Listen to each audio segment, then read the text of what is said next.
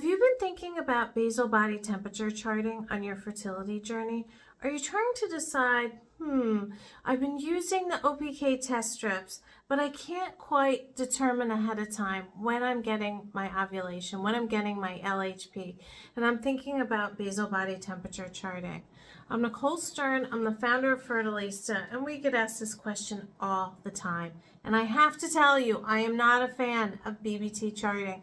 Does it work? Yes. However, it comes with its own costs. And the costs may not be apparent, but the first thing that you need to do when you're basal body temperature charting is take your temperature every morning, right when you immediately wake up. Now, for a lot of us, we tend to get up in the middle of the night to urinate, and this is when you should be taking your temperature if you're not sleeping through the night. So now, at a time when you're supposed to be regenerating your sex hormones and getting rest and getting sleep and tonifying your adrenals, you're now forced to take your temperature and to think about your fertility, which quite frankly is a very stressful experience. Basal body temperature charting forces us to think about our fertility every single day and then to map it out.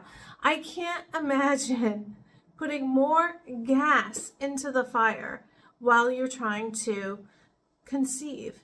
I don't love BBT charting. There are so many other ways to get pregnant without utilizing that method. If you don't know when you're ovulating, you can use OPK strips.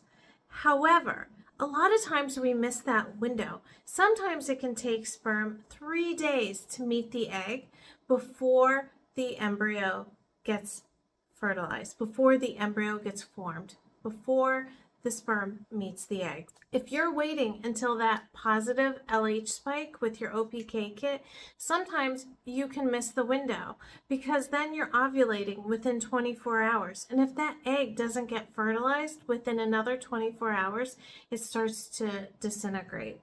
So we need to be able to predict when you're ovulating. And if you can't do that, the general rule of thumb is from cycle day 10 to cycle day 20, have timed intercourse every other day. Day 10, day 12, day 14, day 16, day 18, and maybe even day 20. That seems like a lot of work. However, if you don't want to do that, when you do start to see cervical mucus in your cycle, even if it's at day 7 and you think, it's way too early for me to be ovulating, I want you to know that that's go time.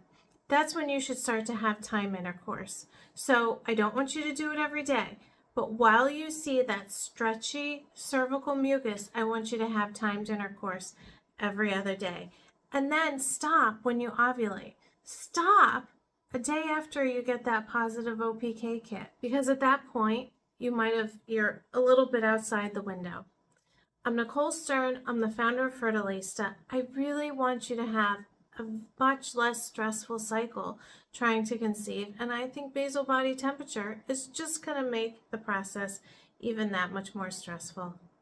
I hope you find this helpful. I hope your takeaway is that you should start to have timed intercourse a little bit before you think you might need to have it. Here's to you and your fertility journey and that positive pregnancy test.